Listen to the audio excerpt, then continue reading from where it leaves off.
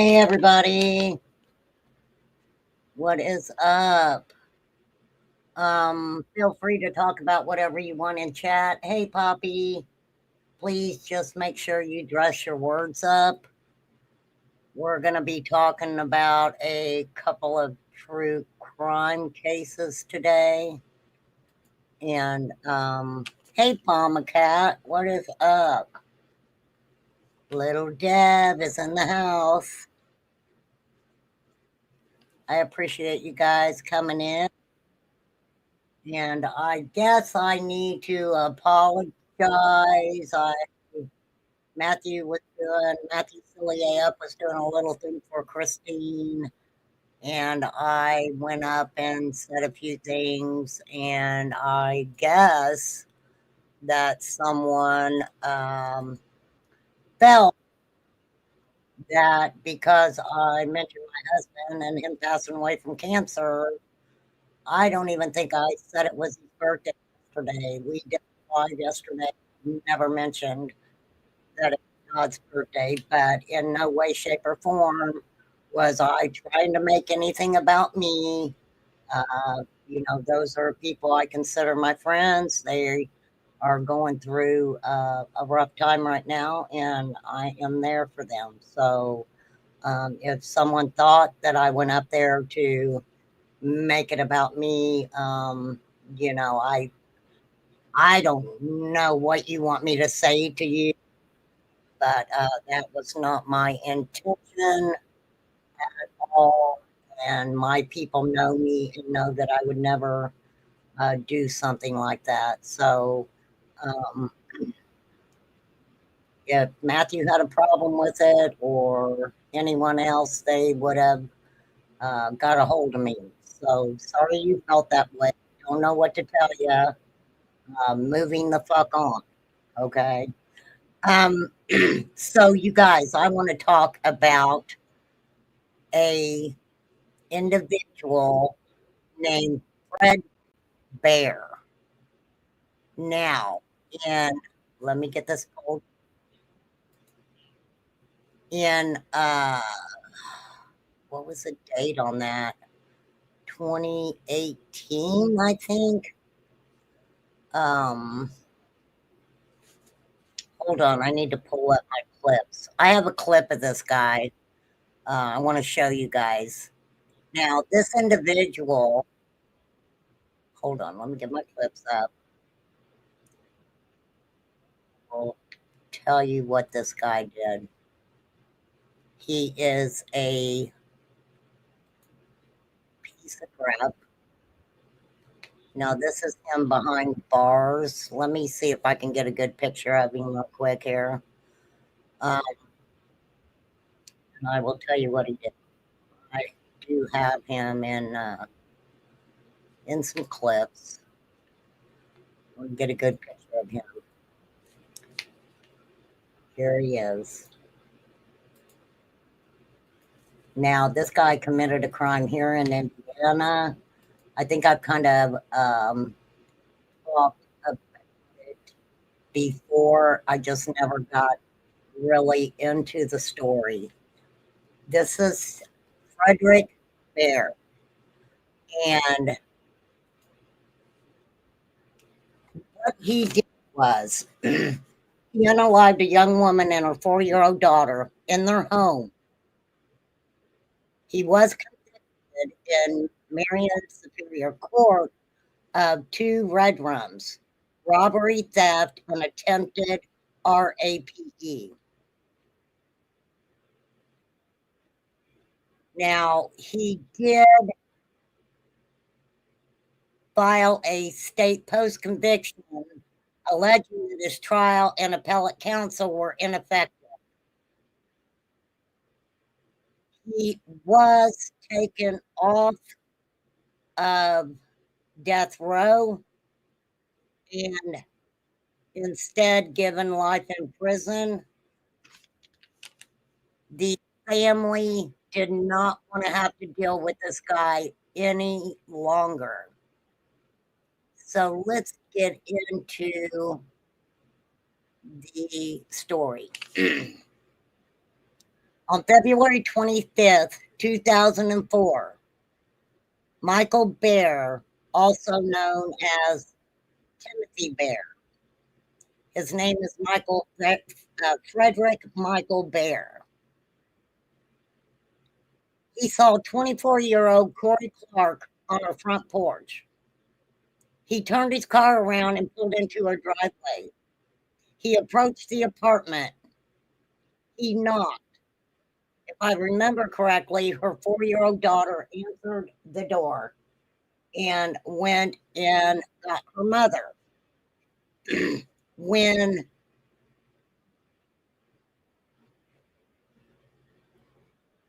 when the mother came to the door, he asked to use her phone to call his boss. She turned to go back inside. He followed her into the apartment with the intent to RAPE her. After attacking her, he decided that he was not going to RAPE her because he feared that he might contract a disease. So instead, trigger warning here, you guys. Hey, Mrs. T, he actually, um, there's no other way to say it, slit her throat with a folding hunting knife. Her 4-year-old daughter witnessed this. Jenna, the 4-year-old daughter, ran from the room. This monster caught her and did the same thing to her that he did her mother. He then took Corey's purse, $300 to $400, some decorative stones, and left the apartment. He cleaned himself up, changed his shirt, and went back to work. When he was arrested as a suspect, police asked if he committed this atrocious crime. He shook his head yes and told officers where to locate the knife and the purse. Now, he was on substances.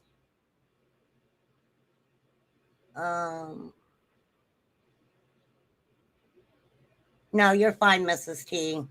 You're fine. Yeah, look, I don't even care. I don't even care. You know,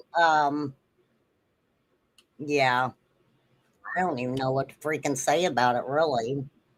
I'm not gonna take it personally, and like I said, I'm sorry if that person felt that way. Um, it just seemed like they were trying to find anything to, you know, it's like whatever. If anybody felt that way, I do apologize. That was not my intention at all. Okay, so he conceded that he did commit these crimes. Now, what he did was he pled guilty, but wanted to put in that he was mentally ill. Now, the court did reject that plea, finding insufficient evidence to show mental illness. So, let me see. Uh,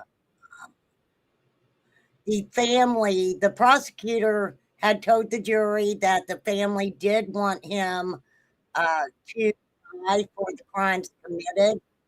And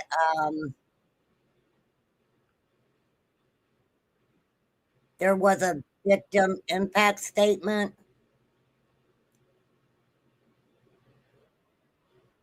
It, it was it was wild that they took him off the DP and gave him life. The problem I see with that is he is not in general population, and I will show the clips that I have that will show you exactly what these inmates are doing to him and what he's crying about.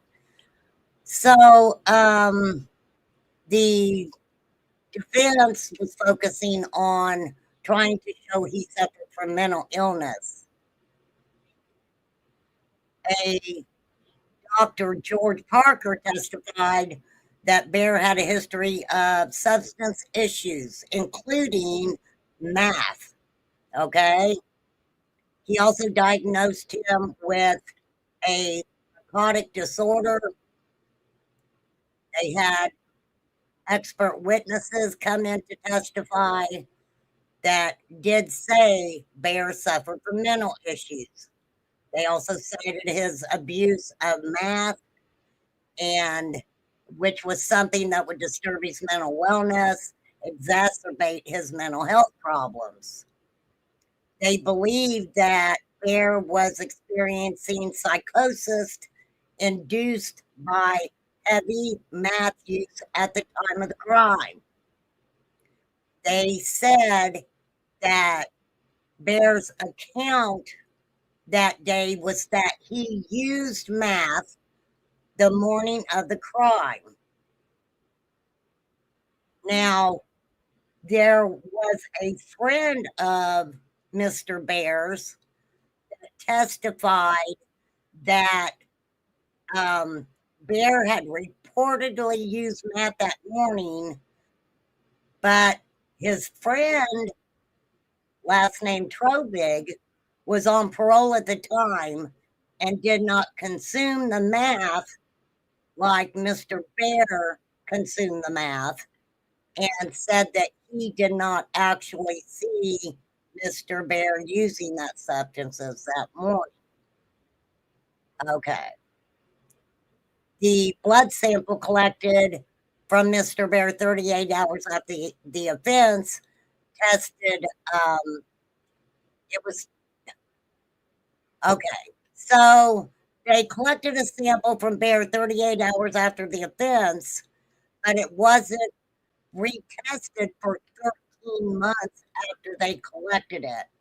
It did show marijuana use, but zero meth or any other substance.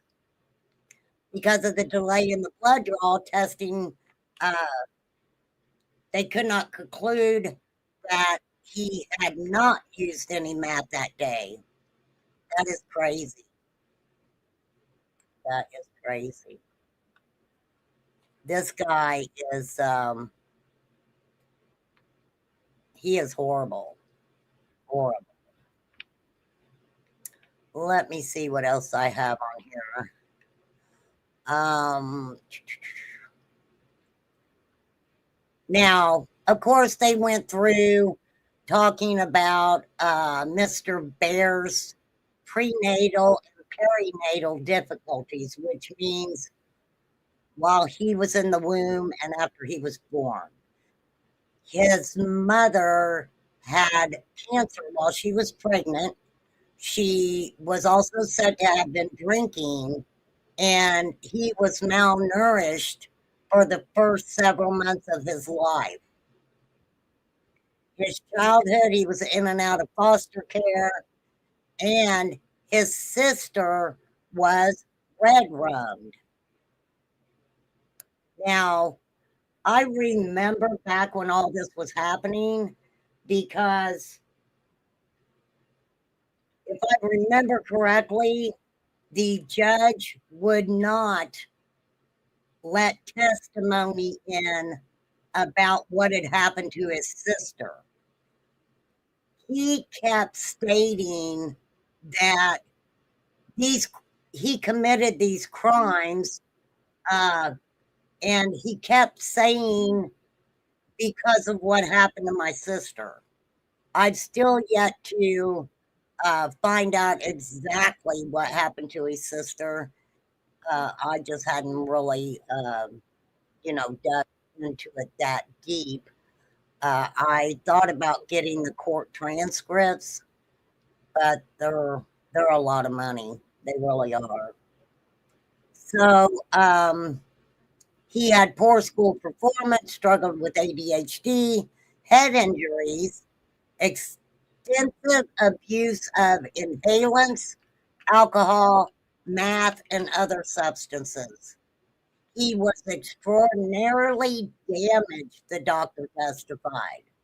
While questioning the doctor to show mitigating circumstances, he Bear's counsel failed to ask Dr. Cunningham whether Bear met the definition of having a mental illness.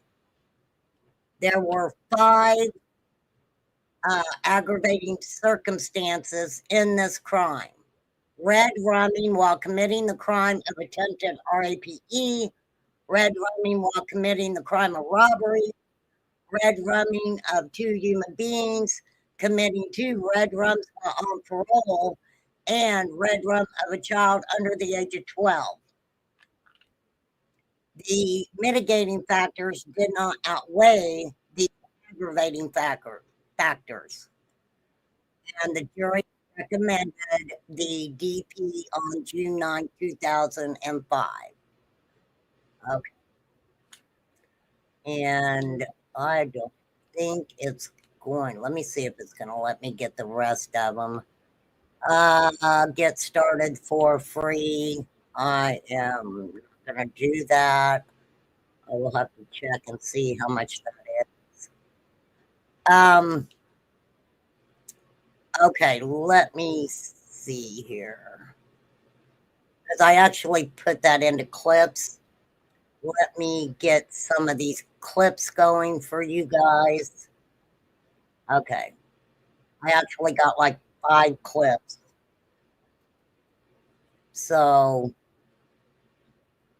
hold on. I got to put my ear pod in so I can hear it. Give me 1 second, you guys. Give me a moment. Thank you.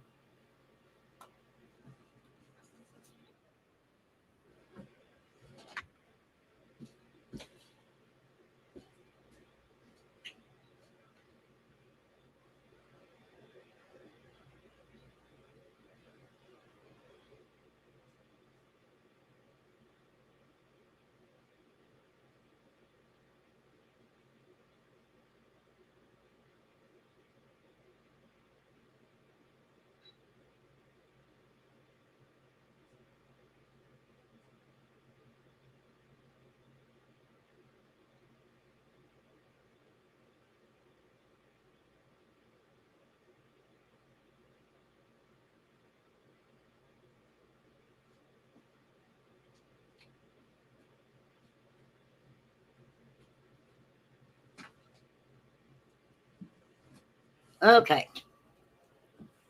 He's just, yes, very evil. Very evil. But you guys are going to be shocked when I show you these clips. It's crazy.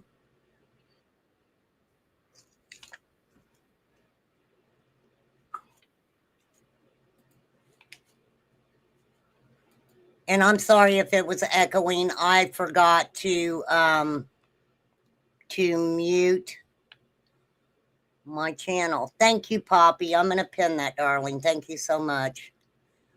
Okay. And like I said, I took this and put it into different clips. So let me turn closed caption on there. Okay, so this is Frederick Bear.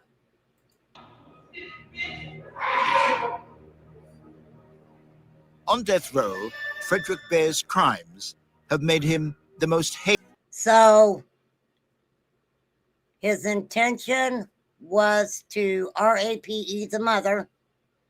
As I read to you guys, he was thinking that he could get a venereal disease. I mean, how disgusting is that? This nasty ass guy would have thought something like that. Okay, hold on a minute.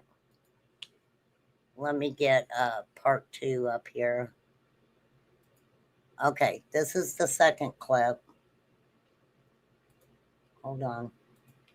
You guys did hear that first clip, right? Did I share it with you? I hope I did. Okay, this is the second clip. Individual, this is on a documentary, Inside Indiana's Death Row. You guys can go check it out if you want. I believe it's on, I can't remember if it's on Netflix or exactly where it's at. I'll have to go back and look. So he actually goes back. Hey, John Wick. He goes back another time, and he's got a black eye. And it's in one of the clips what the other inmates are doing to him, and he's, you know, he's just cannot understand why the other inmates are doing these things to him. Okay, let me get the third clip pulled up. And I'm sorry I put it in clips, you guys. It was just easier to do it that way than to show the whole interview.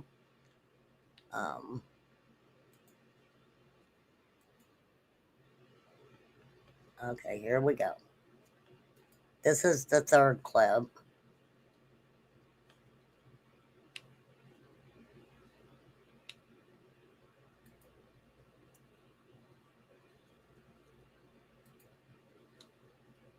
Here we go. Wah, wah, wah.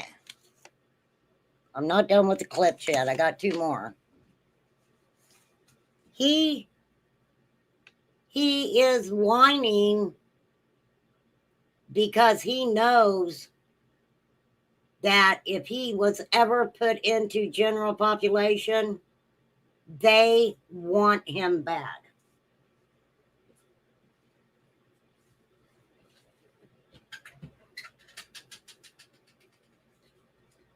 And I don't blame them.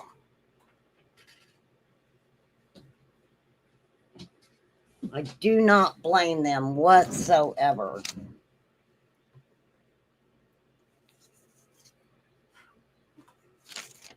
So let's hear again what they are doing to him. Let's hear again what he's wanting. One thing I'm going to say, allegedly at some point in his incarceration, he had a girlfriend, okay, from England. They beat the crap out of him, Elizabeth. That's what's wrong with his eye. They beat the crap out of him. Okay, hold on a minute, guys. I think we're on number 4. Okay, let me get number 4 pulled up.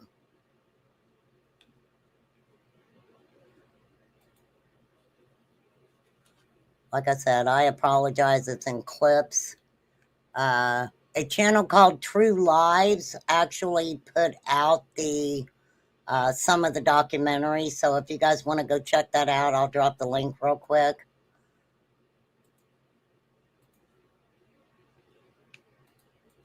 I'm just always afraid to use people's content when they've got a million views. Hey, DJ. Let me write this down real quick. True Lies.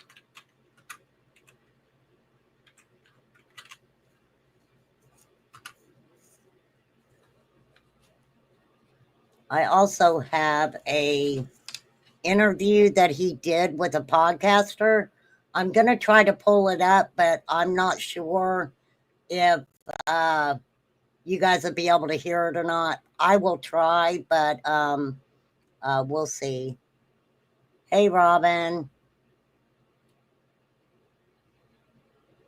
Okay. This is clip number 4. having dope, drugs, and chemicals put in your food. No shit, man. Having bleach put in your food, you're not liked. This sick, and I'm just going to say it, this sick motherfucker keeps a calendar with these victims' birthdays written down on his calendar. That to me is sick shit. I showed you where he said, I love children. I love children. He was lying then, wasn't he? Now, no. In the court proceedings, he did not RAPE the 4-year-old. But this dude, hey Sage, they will, yes, he wanted to RAP. It made me sick to hear in the court papers where he did not do that to the mother because he was afraid he was going to catch something. That is just sick. They took him, he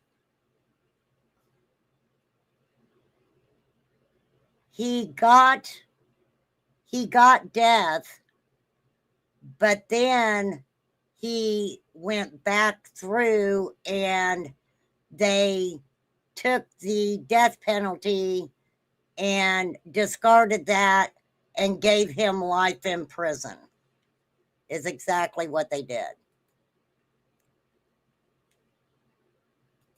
Exactly what they did. Okay, let me get the last clip here pulled up for you guys. I'm sorry, low budget channel.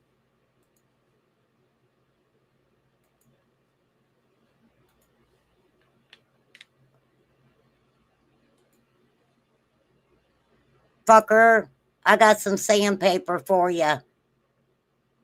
This guy, to me, cries more and whines about what's happening to him than he cared about what he did to 2 people that did not deserve that at all. At all. The little girl was 4 years old. He did that to her mother in front of her and then chased her down.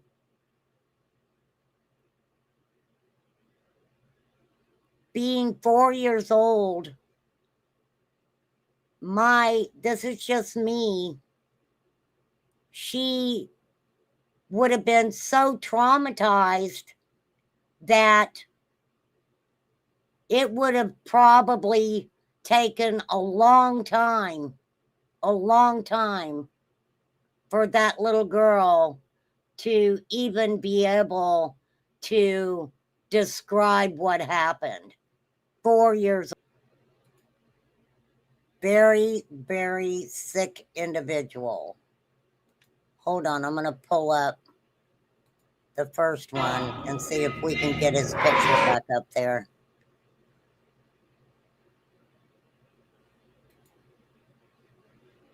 There he is with his black eye.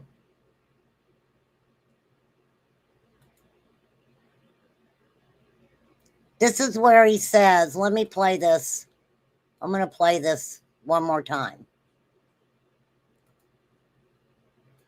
A 5-year-old girl's throat. I love kids. What a sick human being. Sick, sick, sick human being. Okay, let me,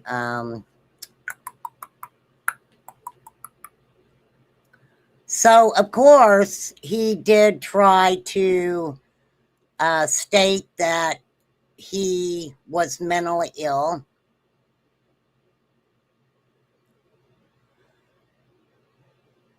Of course, a Dr. Cunningham testified referring to Bear having what they called toxic parenting, poor school performance, struggling with ADHD, as well as several head injuries that he suffered during his youth. Now, we know the abuse of inhalants, alcohol, meth, other substances. Now, they described him being on a 3-day run prior to the offense. He smoked meth at 9 a.m. the morning of the offense, but it had to be noted the blood sample analyzed a year later did not detect the meth.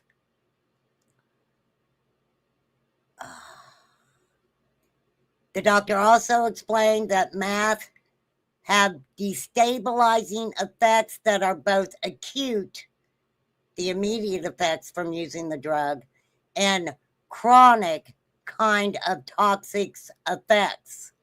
Thus, even if he were not abusing meth immediately prior to the offense, a historic pattern of chronic abuse may well serve to destabilize somebody psychologically. Interesting, right? Hey, Ellie, good to see you. So that's interesting, right? We know of other cases where individuals have come out that we know are in some ways addicted to meth. So to me, what this is saying is he smoked at 9 a.m. that morning, meth having a destabilizing effect that are both acute, which is the immediate effects from the substance. Very interesting, the chronic kind of toxic effects. Even if he were not abusing meth immediately prior to the offense, a historic pattern of chronic abuse may well serve to destabilize somebody psychologically.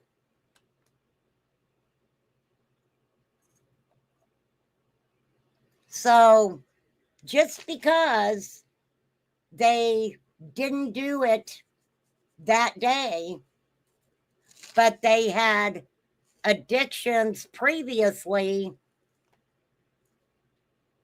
it's going to mess with their head.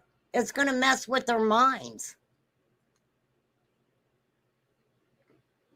Therefore, shadow people. I'm just saying. I just thought that was really, really interesting. So, in other words, increase the presence of psychotic like thinking. You guys getting this? Increase the presence of psychotic like thinking, making them more paranoid, has a more ongoing corrosive effect on their emotional and psychological adjustment. Interesting, right? There was evidence that Bear was driving erratically and behaving in a manner to attract attention to himself at the time of the offense, and that after his arrest, he was exhibiting sufficient signs of disorganization, so much so that the jail put him on antipsychotic medication.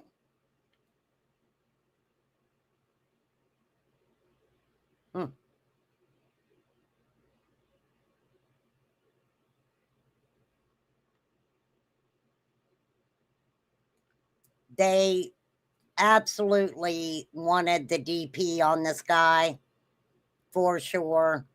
It was going to cost the state of Indiana a lot of money. And whether you think so or not, hey, Wicked Stitches, whether you think so or not,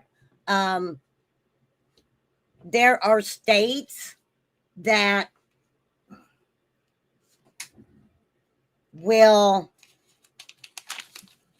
take a perpetrator and I'm trying to think of how to word this. They take into consideration if they take a lot of these cases to trial, there's always dollar signs in there somewhere. Always dollar signs in there somewhere. For sure. For sure. Okay. Oh, let's see.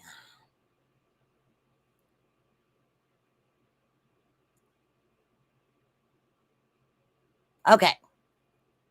Let me see if I can find where there was testimony of several witnesses who spoke to bolster his claim for mitigation.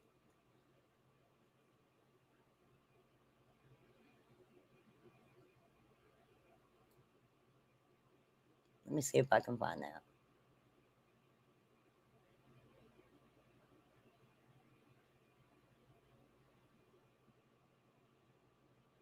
Okay, that's about the jury.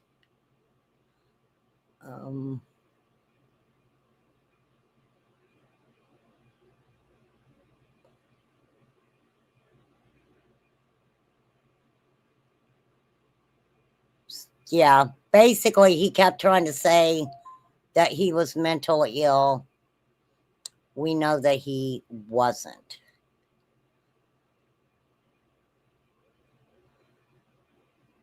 They had to take the substance use into consideration. And I know I have the witness statements in here. I just have to find them. It is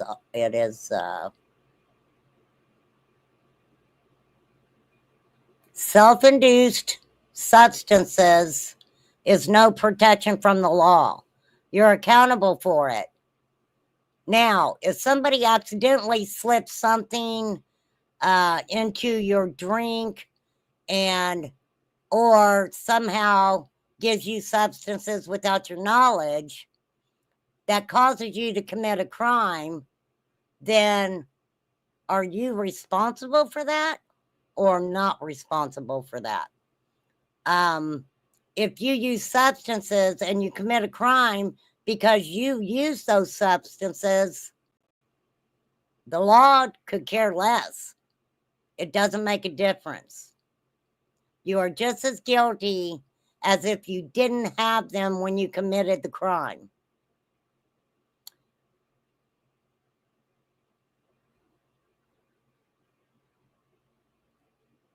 That's an interesting conversation right there. If someone slips you substances without your knowledge and you commit a crime,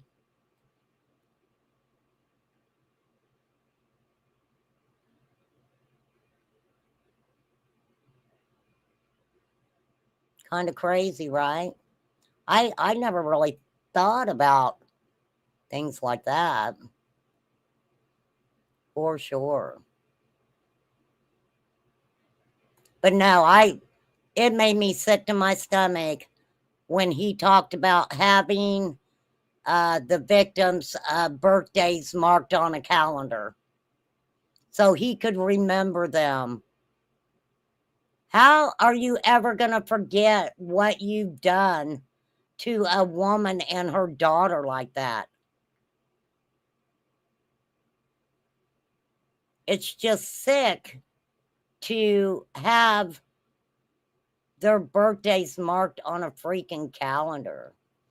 Yes, Ellie, you would have to prove that it was given to you unknowingly. Absolutely. Absolutely. Oh, I'm trying to see.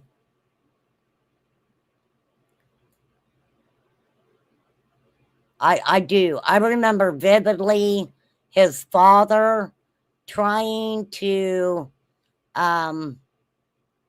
talk in court about what had happened to his sister and his life when he was younger, and the court was like, we don't need to hear that.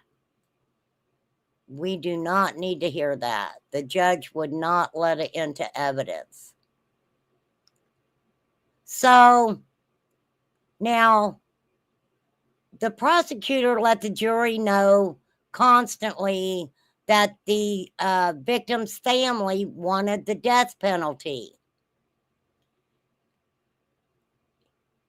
He stated that over and over. I believe it was Rodney Cummings. Rodney Cummings is the prosecutor's name at the time. I don't know if he's still the main prosecutor here or not.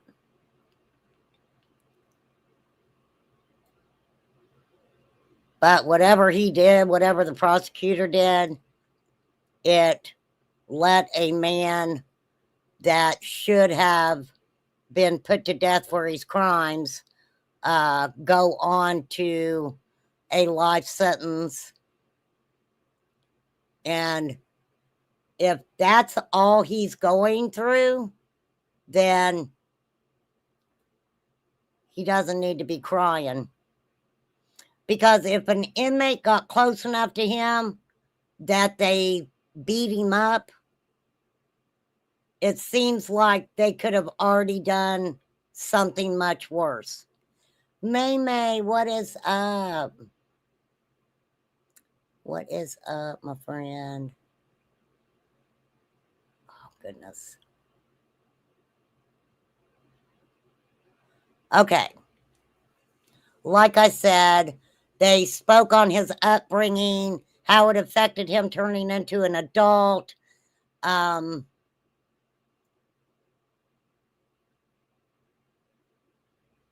The mother wasn't there. Like I said, wait a minute. This is the... Okay. That is the prosecutor giving an example of his life that he said was worse than what Mr. Bear went through. Maybe he shouldn't have done that. I don't know. Yeah, they were hot on the prosecutor with all of this. So the appellate court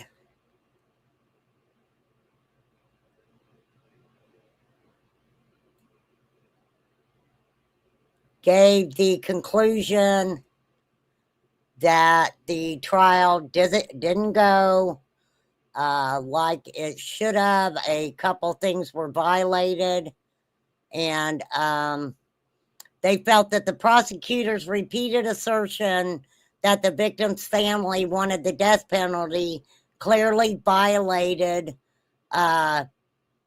two different Indiana laws. The family finally just wanted it done.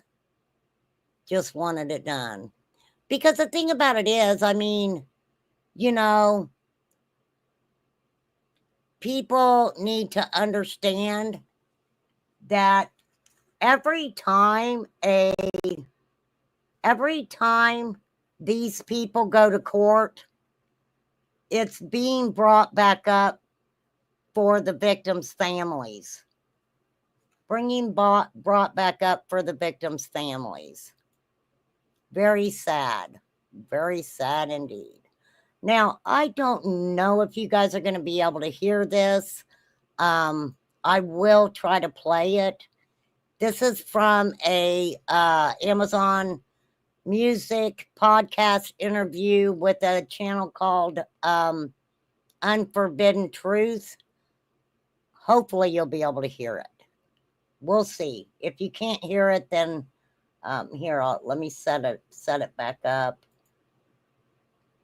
I will kind of ground guide you into what he's saying. Now, I went through the first part of it because Timothy, I call him Timothy Bear, Frederick Bear, had a crazy idolization of Princess Diana. And he idolized her.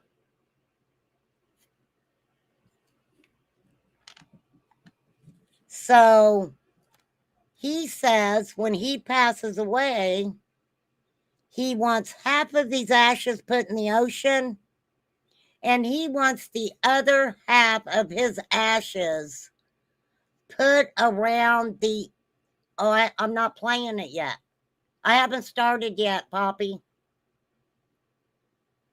I'm getting ready to start it. I'm sorry.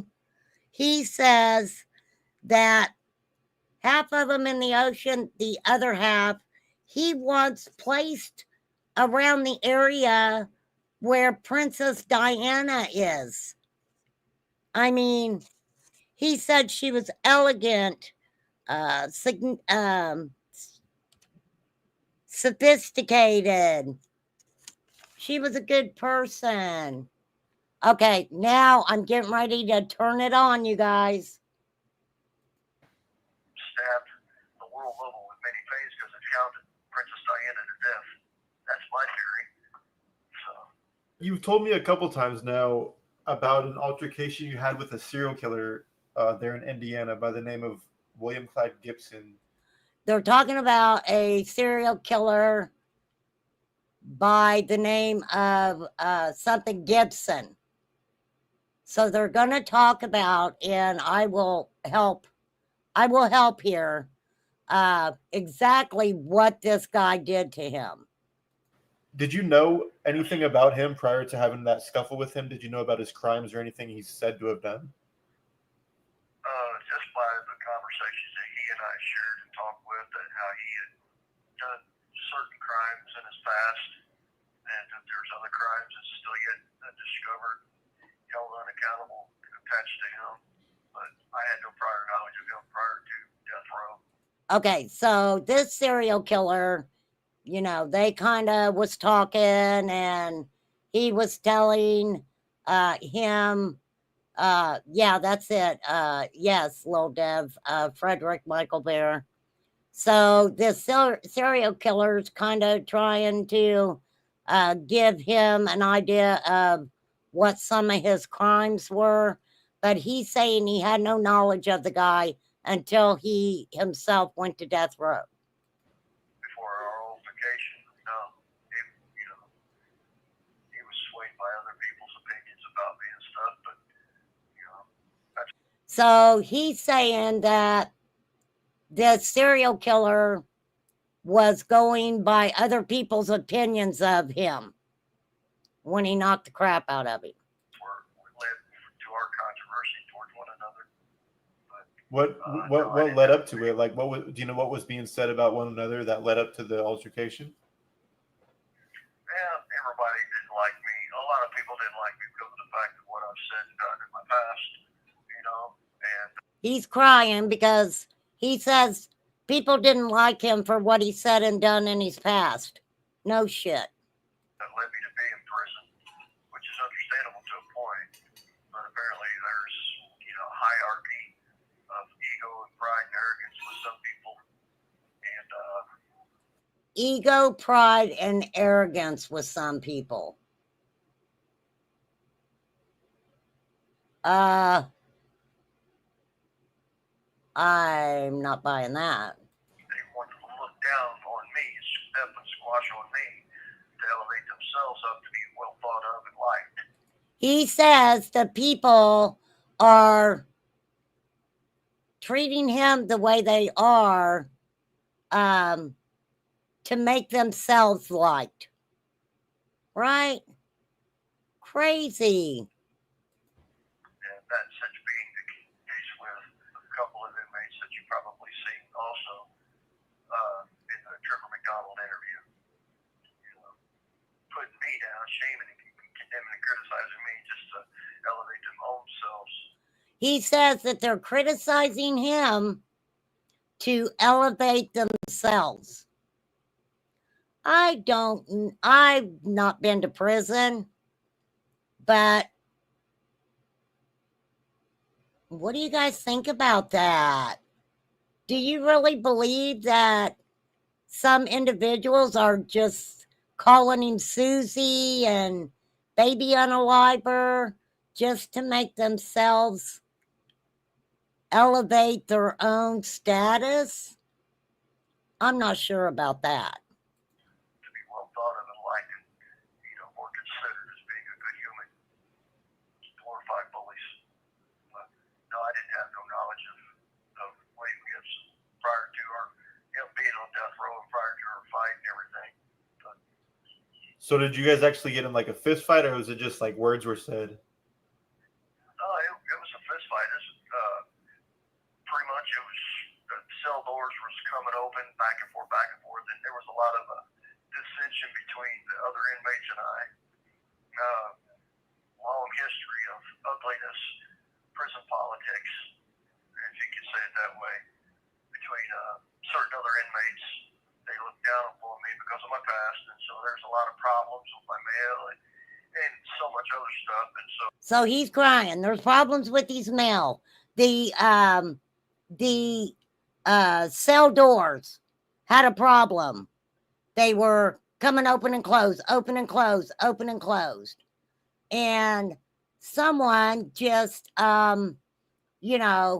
decided, let me take some swings at this dude since we're having a malfunction with the cell doors. For some reason, he feels like that these individuals are saying and doing things to him to make themselves put themselves on a pedestal. The doors come open and stuff, and we, been talking about a lot of smack back and forth. And he and I was the last ones out on the range, and we got in a fight. I was wrong. I put my hands on him, but not to. Oh, so you threw hands first. That's interesting, right? He threw hands first. And then he got the shit kicked out of him. Justify my behavior. I was negligent. I was wrong. I went to him to pursue the altercation, and I put my hands upon him. And, I was wrong. So, did any of you end up in like the infirmary or anything? Huh? Did either of you end up in the infirmary? No, we just had a couple bumps and bruises and black eye and hurt pride. Hurt pride. Was there anything said afterwards? Like, motherfucker, I'm sorry. You don't have any pride. You have not one right to pride. None at all. I'm taking your pride. Inmates are paid by the victim's family to make their life miserable. Yeah, Ellie, and I totally, the family had just had enough of it. The family had had enough. There was another daughter. She was not there, Or I'm sure he would have done the same to her. And a father who loved his family very much, and they needed to move on. And this is what makes me sick with some of these cases. The victims' families are not allowed to move on. And these sick, twisted individuals, some of them love the fact that they keep victimizing these families over and over. Every time they have to go back to court, they're victimizing these families over and over. I'm going to kill you or not, I'm going to kill you. Oh, yeah. They set out to, Gibson. I let it go. I tried about a week or two later. I tried to go back to him and say, hey, I apologize. I should have put my hands on you. I didn't mean to take it as far as I did. I was wrong. I tried to make amends with him. And he said, I don't care. I don't want nothing to do with you. I'm going to kill you. Wow. I wouldn't want nothing to do with you either. So the serial unaliver told him, I'm going to unalive you. And I do then. And they set out purpose to destroy me. And they pretty much, in a lot of respects have, in ways that I can't prove. But, by pretty much turning my complete support system away from me, turning a lot of my friends that I've had over the years, thwarting that friendship and that support system that I've had with them, but I don't have no ill will. I still feel and believe, hold in my heart, that the death penalty should be abolished, and not only in Indiana, but period, through the United States of America. Shut the fuck up about the United States of America. I do not care, Mr. Bear, what you feel about the DP anywhere. That is selfish. I hate perverts. I taught my grandchildren about perverts when growing up. They are very clued up. Now my granddaughter is 18, not interested in a relationship at all, just working. Yes, families do get re-victimized every time. Every time. Other places, because it's a dark, barbaric act of brutality. Oh my God. Did you guys just hear what he said? The DP, let me see if I can take that back a couple seconds.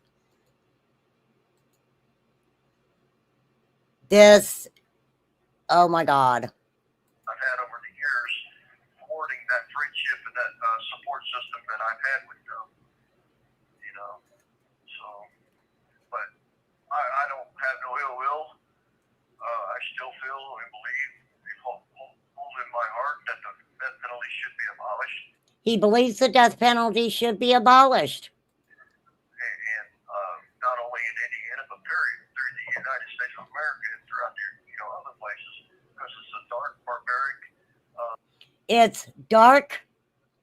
It's barbaric. Act of brutality. Act of brutality. Are you fucking kidding me?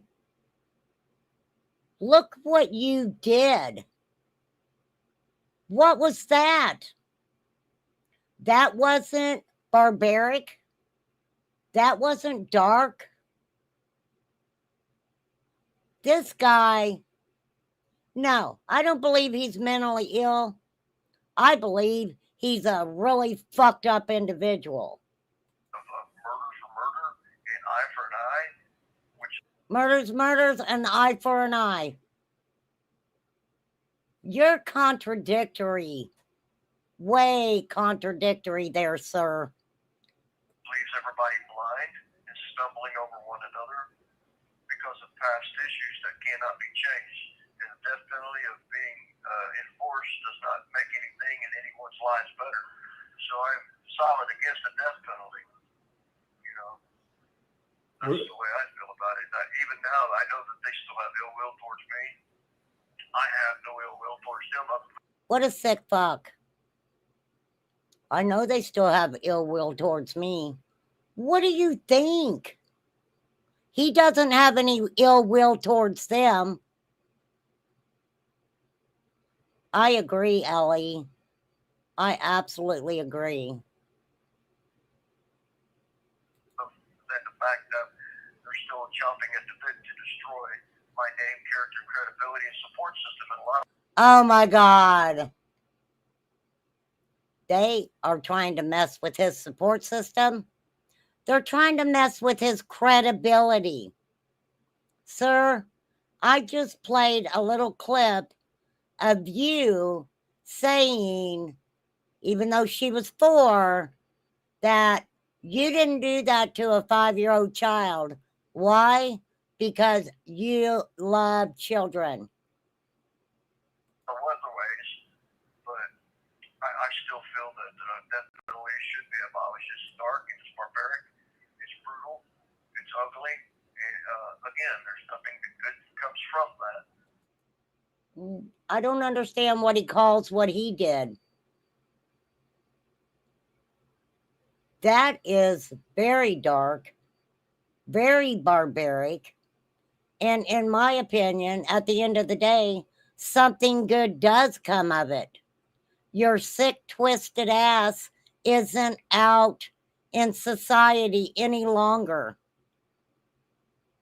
Right, and I know that a lot of they say a lot of predators or child predators or even people that commit crimes against children, whether it be a homicide or a sex abuse or this or that, have a hard time in there. And has it been pretty hard for you, even if you've been in PC or general population for that matter? Like, have you had many attempts on your life or been having to be? First Merchants Bank. Hang on, you guys, we got a commercial. I don't know if it'll let me go through it. Here we go. Yeah, when I first got off death row at the Indiana State Prison. I accepted my plea bargain of double life without parole. Double life without parole is what he said he pled to get off the DP. August 1st, 2019. Then August 19th, 2019, I left death row at the Indiana State Prison and went through RDC, Receptional Diagnostic Center. Stayed there for 37 days. People knew where I came from and what was going on. Everything was fine, didn't have no altercations. Then I came to Miami Correctional Facility in Bunker Hill, Indiana. And that's where I'm at now. And I've been here since September 24th, 2019. And I've been in several dorms. When I was in L dorm, after I got kicked out of the Plus program, I went to L dorm. There was armed robbery. I had 2 individuals, strong armed robbery. They had knives. I came back from breakfast and they robbed me at knife point. And so then the officer who was on duty, she pretty much helped me.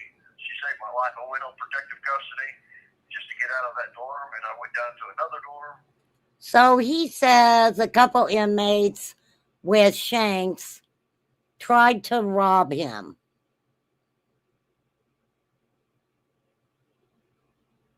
And because of this, he went into protective custody. On the other side of the complex, and I was there for a while. And then I caught COVID symptoms. And then I went to another dorm that was under quarantine. That's through the whole COVID thing. And, there was some people that was trying to make me pay because of my past, and to extort me and step on me. And I didn't. And they're in K-dorm. And then there was an attempt on my life because of the disagreement between me and another inmate.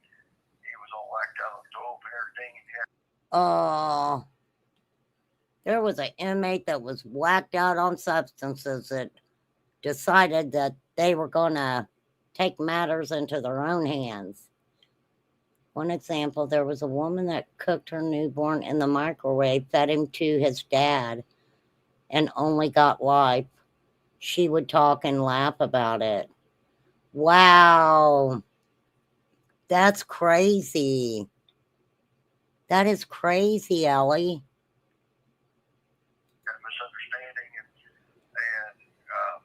pretty much they tried to kill me, but it didn't happen by the grace of God. So what did they try to like stab you and you took it away from them and hit them, or guards rushed, or No. how did you stop it? Well, I avoided being stabbed. I was trying to keep my door shut after they got the staff member to open the door.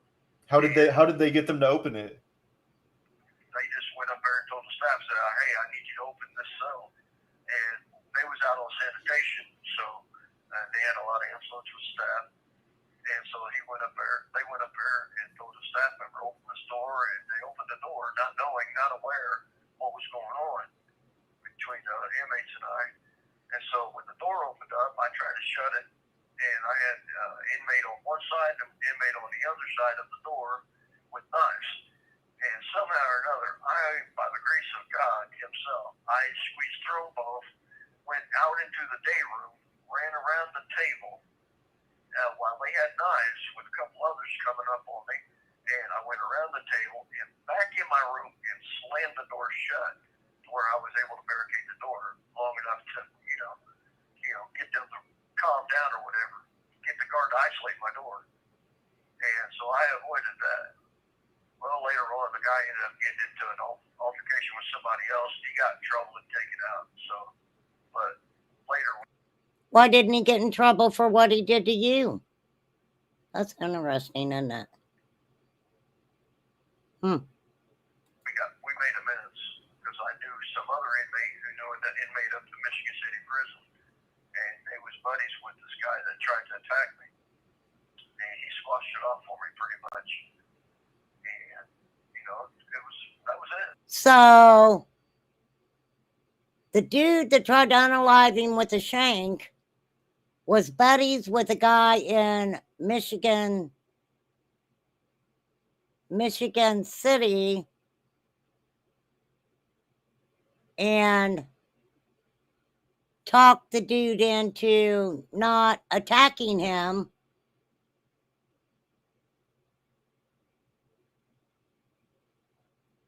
I don't know how anybody could say, "Hey, don't you worry about him. He unalived a mother and her 4-year-old child," by doing the most gruesome, barbaric crime that I can ever remember.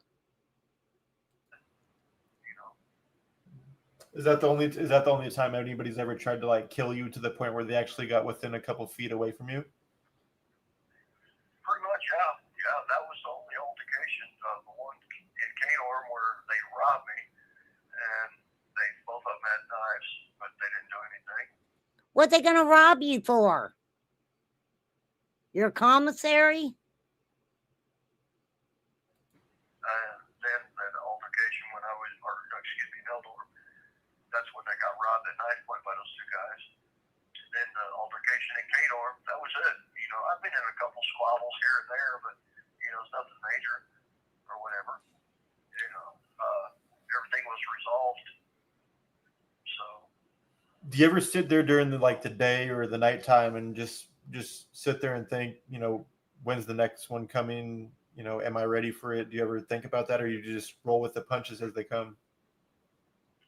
I pretty much roll with the punches when they come, because if I sit there and dwell on it, I start to have anxiety or panic attacks, or I let it spin in my head to where I get all caught up in my head and my emotions and my feelings, and be super hyper vigilant. I don't think he has any feelings at all. Peanuts. Poppy said peanuts. How can you sit there and say, "Oh, I don't want to sit around and think about people coming after me. I'll get all caught up in my emotions and my feelings." And it's like, the crime that you committed,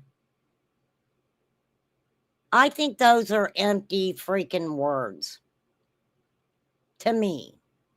Scared, the dorm that I'm in now, it's the trouble. I stayed conduct free. I've got a job over in the garment industries where I'm sewing and working and stuff. So I try and stay out of trouble so I don't lose my job and get kicked out of my door. I'm hoping to get minimum wage because, that's how I make my state pay. And so that way I can sustain myself and take care of myself and all that. But I don't, if it's going to happen, it's going to happen. I mean, if it's somebody from my past, okay, if it's somebody in my past, they've got a bloodthirst hate, revenge, get back, then I guess that's on them. They have to live with it longer than I do. Don't get me wrong, Andrew. I'm not a badass. I'm not a John Wayne. So he's basically saying whatever anybody does to him, they have to live with that. And they're going to have to live with it longer than what he has to. This guy's crazy. My mentality where I think I can whoop the world, but I'm not a coward and a punk to where I'm just going to let somebody just come up and beat the crap out of me or put their hands on me or whatever. I'm going to try to avoid the trouble and avoid the problems. That's, again, I'm trying to live my life by the standards of what the Bible got. No, he fucking didn't just do that. He did not just bring Jesus into it. Oh, what is wrong with these people? He's trying to live by the Bible. That really irks me. That really irks the crap out of me. I'm just going to let somebody just come up and beat the crap out of me or put their hands on me or whatever. I'm going to try to avoid the trouble and avoid the problems. That's, again, I'm trying to live my life by the standards of what the Bible got. It says, and the guidelines, what it says, where as much as it depends upon you, live peaceably amongst all men. Now, I don't claim to be a very good human being or a very good person of my past or a very good spiritual person, period. But I do try and live my life by certain standards of morals to be a good person apart from my past. I can't undo my past, but we all have one. Not like but yours. I'm not God, and I'm not in the place of the position to look down on someone else and judge them for their past and think that I'm better than them or they're better than me. And so I, try my best to avoid problems, avoid the conflict, avoid the negativity, so I don't have the headache and the stress and the problems like so many others do. Yeah, morals. That's the only thing I can do. And like the Bible says, as much as it depends upon you, live peaceably amongst all men. And that's what I try and do. In my yeah. Like Donnie, prison religion. Jail Jesus. That's what we call it. Jail Jesus.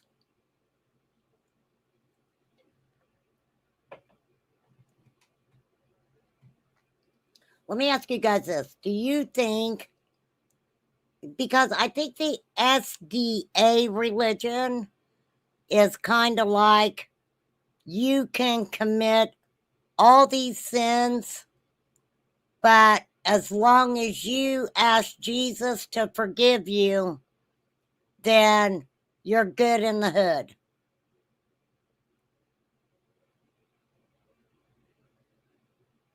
Jesus does forgive people, but I wonder if he has to really think about, forgiving someone this evil. Because there's a heaven and there's also a hell. So I just wonder, even if some of these horrible, evil people ask God to forgive them, if he doesn't say, I'll give you forgiveness, but you're going to hell. Does that make sense? perfect and righteous in all this? No, I'm not. I still look at pretty good looking women on TV. I'm still a grown man. I still have wants and needs. What the fuck does that have to do with anything? Dude, you were gonna RAPE that woman. And you decided against it because you thought you were gonna possibly catch something?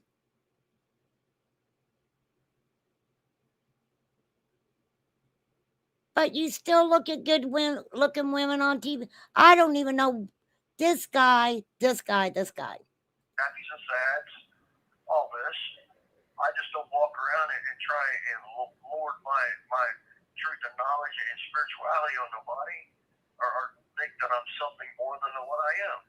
I'm just a common everyday person like everybody else. No, you're not. You know, just as screwed up with the past like everybody else does. That I can't undo my past no more than William Gibson or John Stevenson or Michael Dean Overstreet or Jeff Carter or anybody. Nobody can undo their past.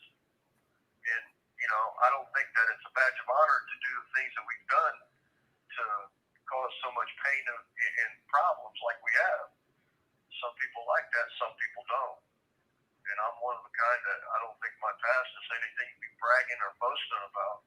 It's shameful and it's ugly to do the things that I've done and to cause the pain and the problems that I have to so many lives. But for people in my past that take a vindictive revenge and hate, they can even with me, make me suffer because of my past, their life isn't going to get better. And you know, that's a root of bitterness being planted, springing up and defiling so many lives, thinking that just for something that I've said and done in my past, they're going to get even with me by making me pay and suffer and make me broken. Their lives are not going to get better, but it's going to become worse. Do you feel like it gets worse for you day by day as time goes on, as you get older and look back? I know what my past is, and I know that I've got a stigmatized label upon my jacket because of my past. Nobody likes a person that's done the things that I've done. Some people, I get know about my past, like in this dorm, a lot of people know about my past. I'm not proud of it. I'm not bragging and boasting about it, but I don't hide it. I use it as a platform to show what the Lord's grace has done in my life and what He. Jesus, take the wheel.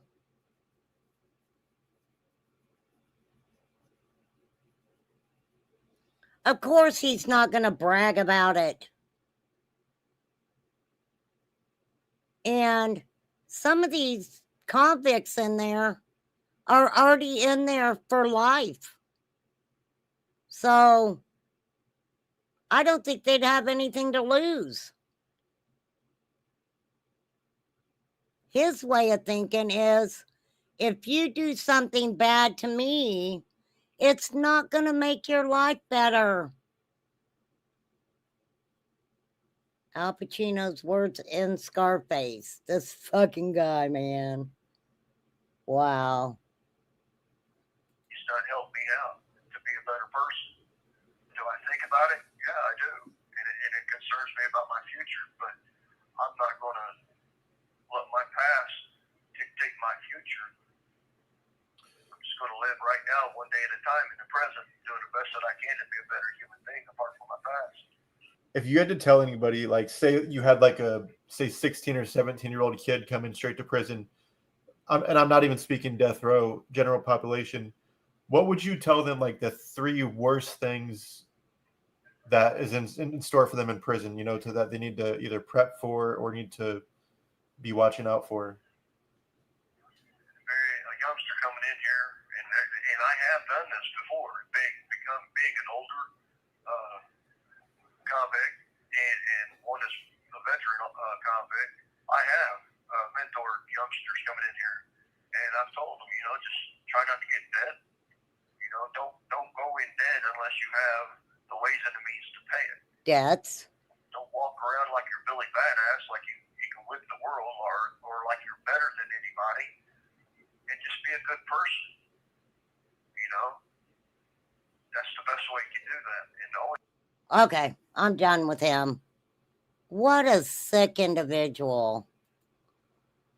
Like I said, this crime happened so many years ago.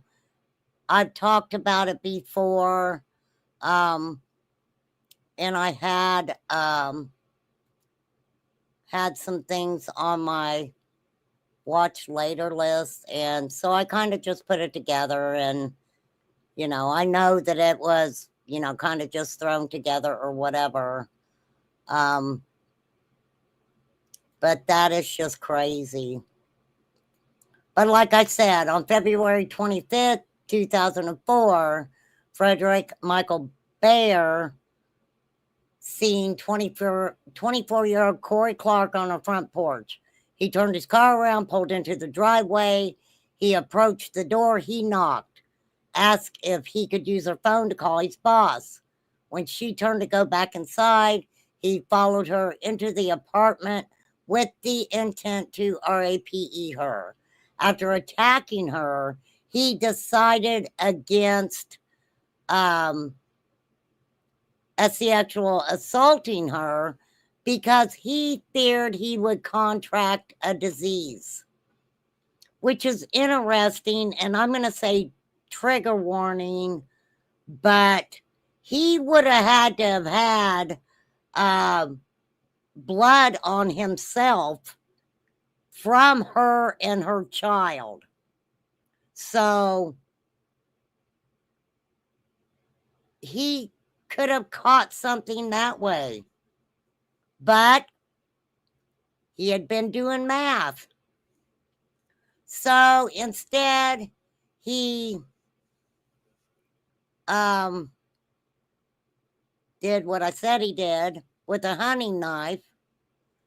And the 4-year-old daughter witnessed it, ran from the room.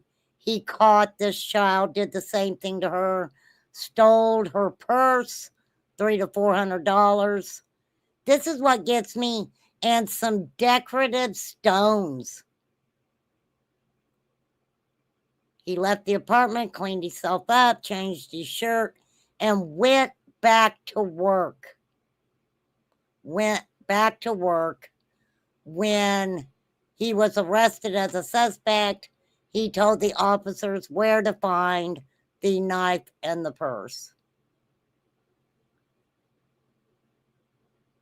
Claimed mental illness. That didn't work out real well for him. So, but the problem ensued that the prosecutor, was saying things to the jurors that he shouldn't have been saying. And yeah, crazy, y'all. And that is the story of Frederick Bear.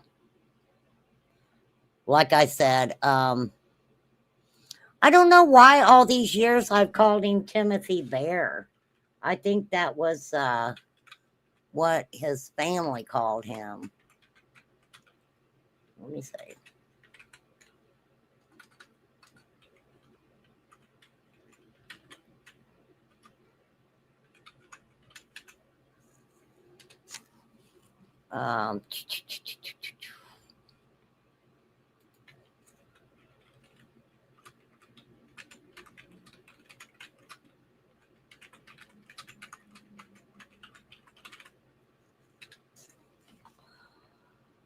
Okay.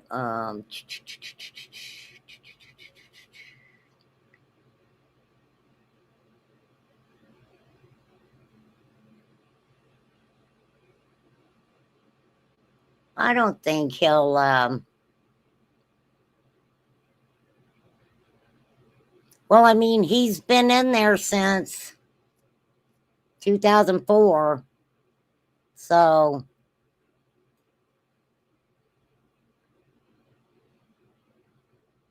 but in 2004, he denied doing this to them. So sad.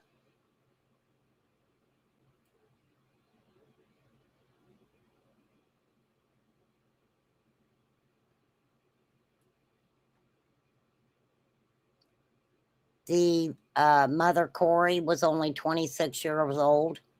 Like I said, her daughter was 4.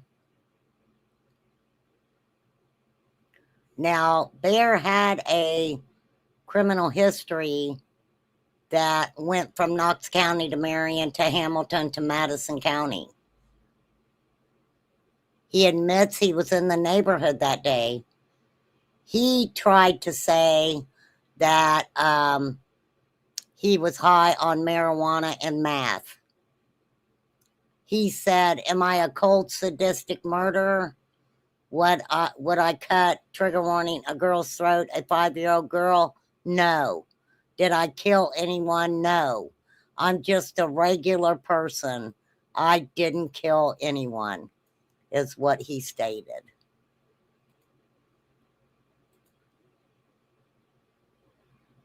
Well, one thing we know, he's never going to get out of prison. And I guess we shall see if he gets out early. And anybody coming in, you might get a commercial because I just monetized this. I just monetized it.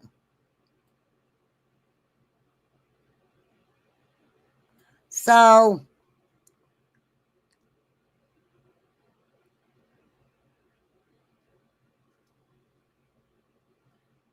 it appears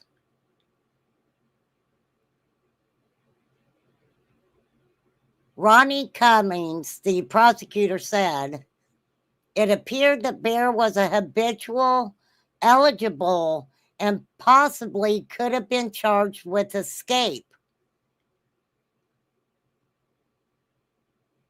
So he tried to escape.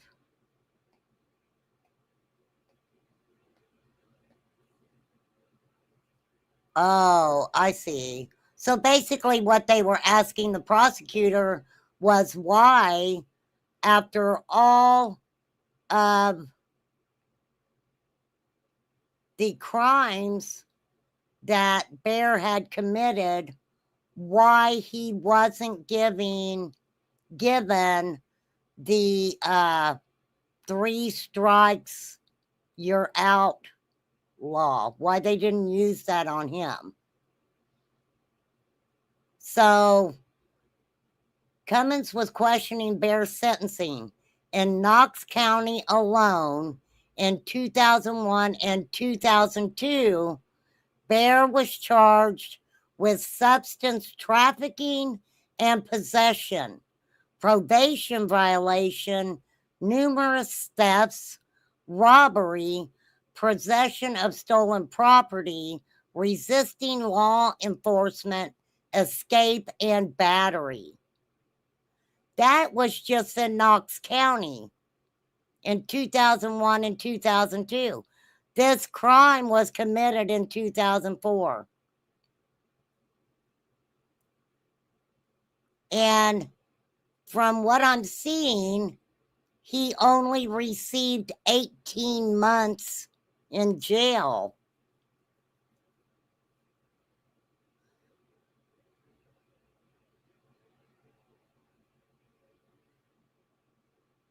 Their excuse was they believed that it probably fell within the standards of what happened in most court systems. Everyone knows that the prisons are overcrowded, and when they dealt with Bear, they were not necessarily violent crimes. He did resist law enforcement, but it wasn't a violent situation, is what they're saying. Now, Bear, he's originally from Indianapolis. He made a name for himself in that area very quickly. I don't know if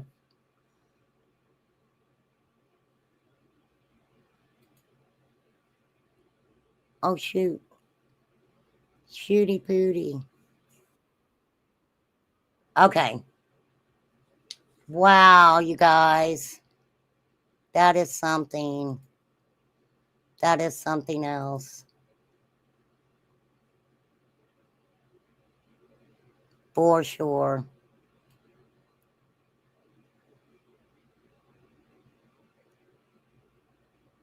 It is sad also that the little 10-year-old boy was found in a shallow grave. Fortunately, they found him.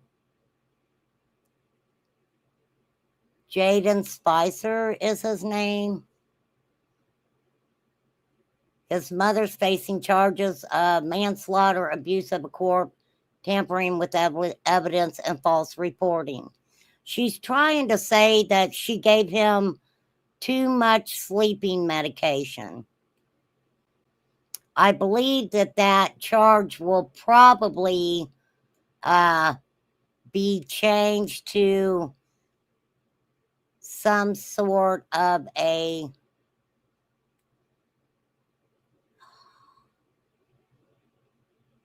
this is crazy. His mom is in jail though.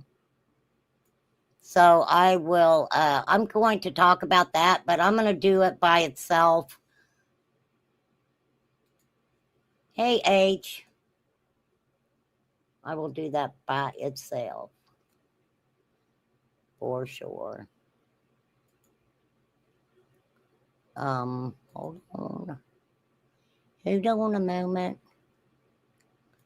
Okay, wait, there was another case I was going to tell you guys about that I don't mind talking about with this case. Okay, hold on.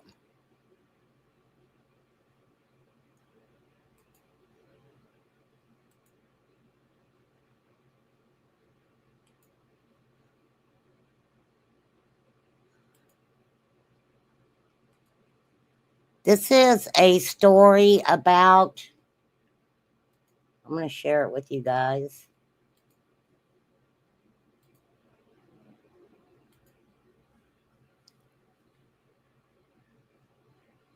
Man shares his horror at finding his pregnant neighbor unalive and her partner's head on a spike. This is crazy. Athena Georgopoulos and her partner Andrew Gunn were found brutally slain inside their apartment in Melbourne, Australia. That's crazy. This was August 13th. August 13th. That's nuts. A man in Australia is speaking out about finding his pregnant neighbor and her partner unalived inside their home in Melbourne, Australia on Monday, August 11th. Athena Georgopoulos, 39, who was 5 months pregnant, was found next to her partner, Andrew Gunn, 50, who had his head removed. That is horrifying. Horrifying.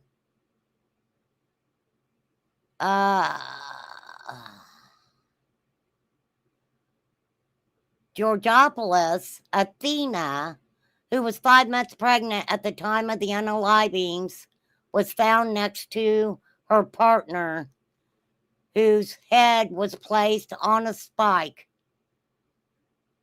The home was also covered in graffiti.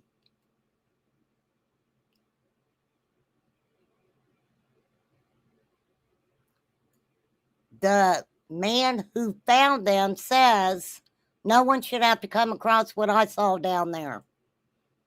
I agree, sir. I agree.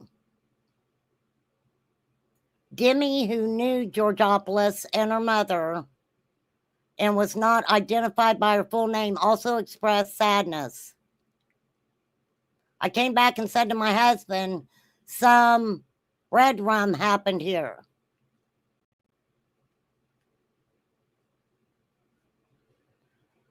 Wow, that's crazy. That is crazy. The neighbor said she knew Georgopoulos when she was a child. She used to come to her house all the time. She was a lovely girl. What in the world? Why? Why? Ugh. Authorities arrested a suspect at a train station around 4 miles from the crime scene just hours after the body was found. The suspect, identified as 34-year-old Ross Judd, had blood on his shirt at the time of the arrest. The suspect, who is unhoused, which I believe means homeless, was charged with 2 counts of red rum. Police told members of the media gathered outside the home on Monday that the murder suspect appeared to have been known to the couple.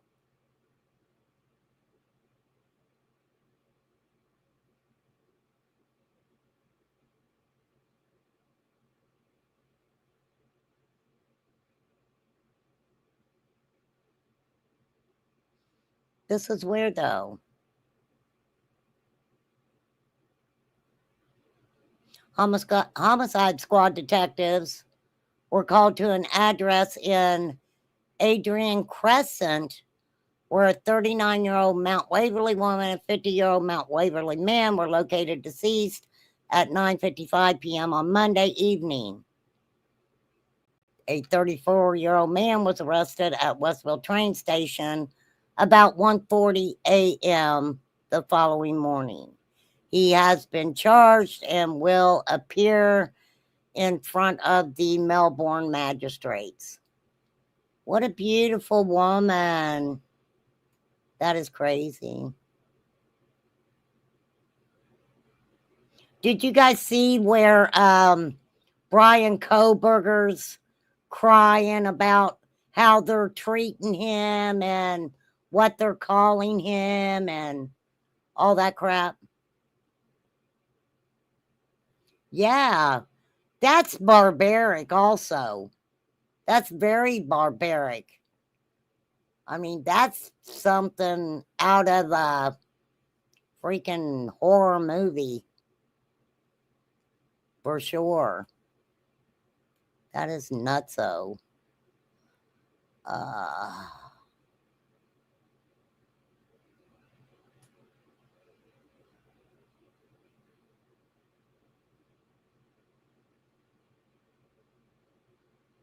Let's go with one more story here, y'all.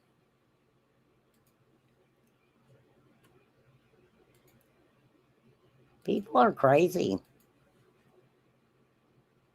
That's why I keep my holy water, my sage, and my bitch begone spray very close. Okay. Couple allegedly plowed their boat into swimmers while drunk, unaliving a 10-year-old girl. They now face murder charges. Brooklyn Carol, 10, was swimming in a lake when she and her friend's mom, 41, were struck by a drunk boat driver who was looking behind him and not forward.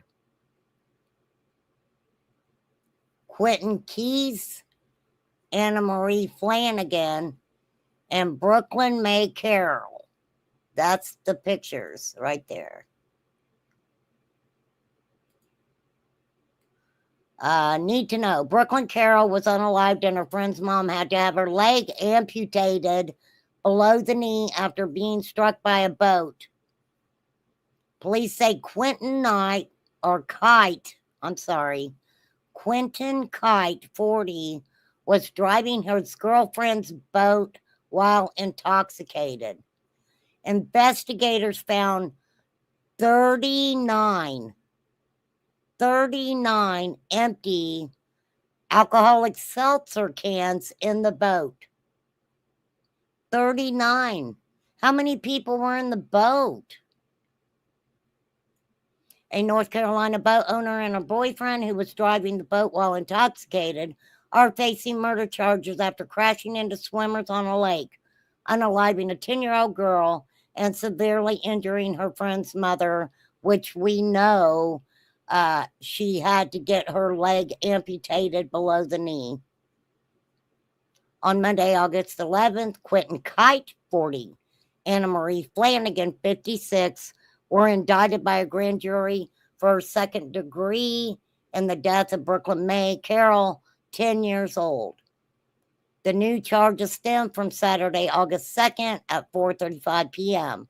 when Carroll, her friend, and the friend's mother, Jennifer Stale, 41, were swimming behind an anchored boat in Harris Lake in Chatham County, North Carolina.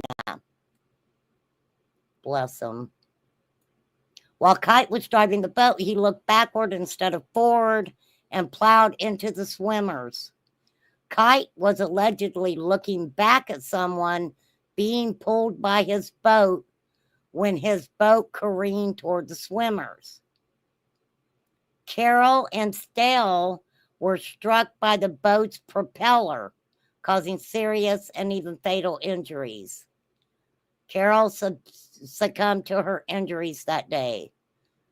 We know that Stale had to have her leg amputated below the knee. Kite was arrested and initially charged with felony operating a motor vessel while under the influence, unintentionally causing serious injury to another person,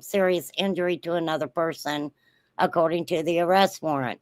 We know that those charges have changed. Like I said, 39 empty alcoholic seltzer cans in the boat. 39. On August 5th, police arrested Flanagan, who was present and on board when Kite allegedly struck the swimmers. My goodness. She is also charged with one count of allowing Kite to drive the boat while impaired, resulting in injury and death. One count of aiding and abetting Kite in boating while impaired. Kite has a pending hit and run charge. Oh, listen to this. Kite has a pending hit and run charge from 2 years ago and a previous DWI conviction in 2009 out of New Mexico. A GoFundMe has been created to help Stale's medical cost, while another GoFundMe was set up to help Carol's parents with funeral expenses and memorial arrangements.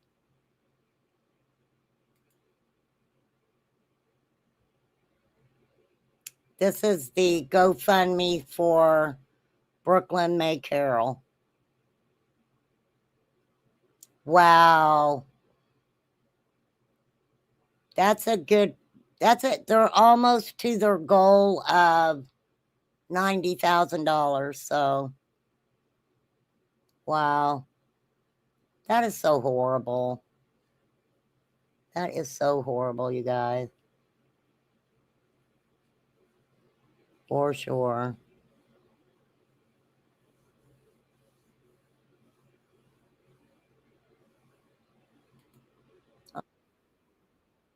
Oh my goodness. When was this done? Okay, we'll have to check that out later. I'm not going to do it while talking about true crime cases. Is there anything else, my lovely people, that you would like for me to talk about? Kirst, if you're listening, let me know when you want to do the case that you were talking about, Amy Bradley. I'll be glad to come over and hang out with you and have a conversation about that if you would like for me to still. Diamonds, if you're listening, get with me. and let me know when you want to have a conversation with me. I'll be glad to do it.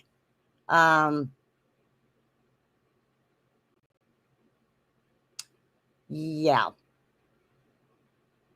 for real. For real, for real.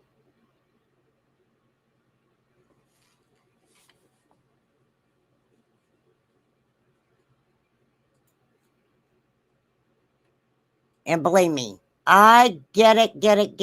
If, I know some people like the drama more than me talking about true crime cases. And I am good with that. I don't have a problem with that. I mean, everybody's just going to do whatever they want to do.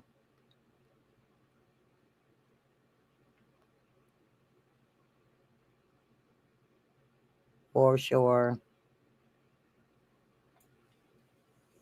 I've got mods who don't even come over here anymore, hardly. So sometimes there's drama going on. Somebody got to be there. For sure. But, Timothy Bear, you guys, I remember that case. It was just mind blowing when it happened. I lived over in Indianapolis at the time, really close to that area where it happened. And it was very, very, I think, traumatic for the whole community. For something like that to happen at that time, back in 2004, it was a big case. Very big case. And I'll never forget it. Never, ever. Never, ever, ever. And I think that's about it, my friends.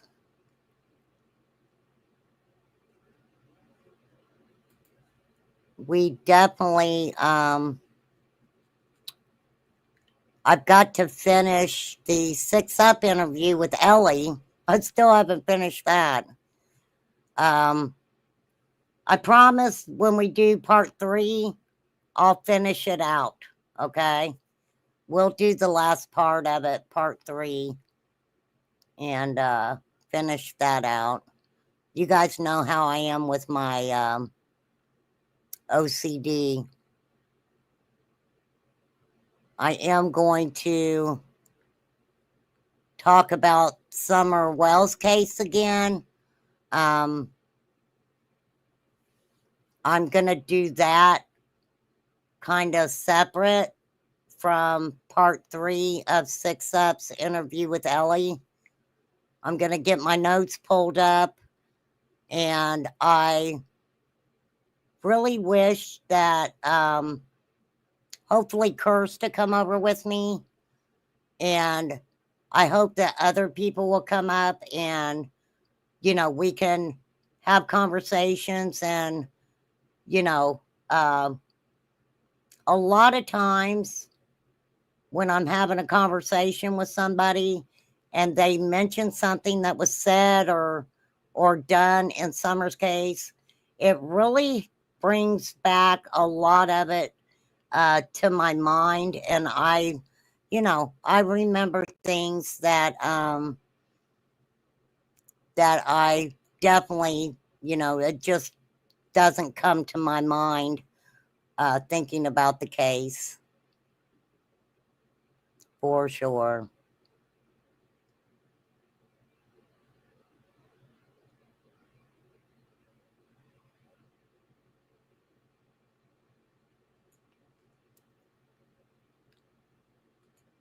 I have a phone conversation that the Doublemint twins done.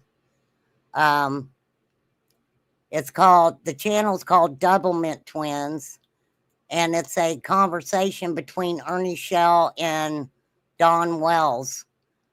And I am going to listen to that and see, because in my notes, I've got a few conversation, some between Don Wells and Ernie, some between Candace and Ernie, and I think I've got one that Candace and Don both were on the phone. I know Ernie was talking to Don, and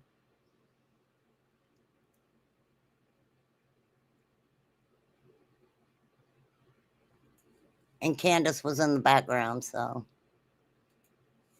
all right, you guys, I've been on here 2 hours, so thanks for just hanging out and, you know, talking about these, some of these true crime cases, for sure. Let me say this. We're going to have fun with this. This is going to be a fun thing. And, I don't know. You never know. I may pop on a little later and hang out for an hour, listen to some music, and pull up some funny videos. I've got some funny stuff on some of these creators on YouTube, for sure. So we may just have a good time with it. You never know. Thank you, Poppy. I appreciate you so much. Girl, I know you're busy, and I know, I know you got more things to do than being stuck in here with me. May, as always, thank you for coming in. Keep dropping your soap and picking it up. Ha. May, this is the thing. There are people that probably drop their soap on purpose. You know what I mean? Dee, did I say hi to you? Hey, Dee. All right, everybody have a good night. Go do, hey, Bomber Cat. Go do you. Go hang out, have fun, do whatever you want. And if I do come on a little bit later, I'm only going to be on about an hour. Play, we'll play a couple songs or something, and show a couple funny videos that I have absolutely found. And so I do appreciate you, and thank you so much. Peace out, everybody.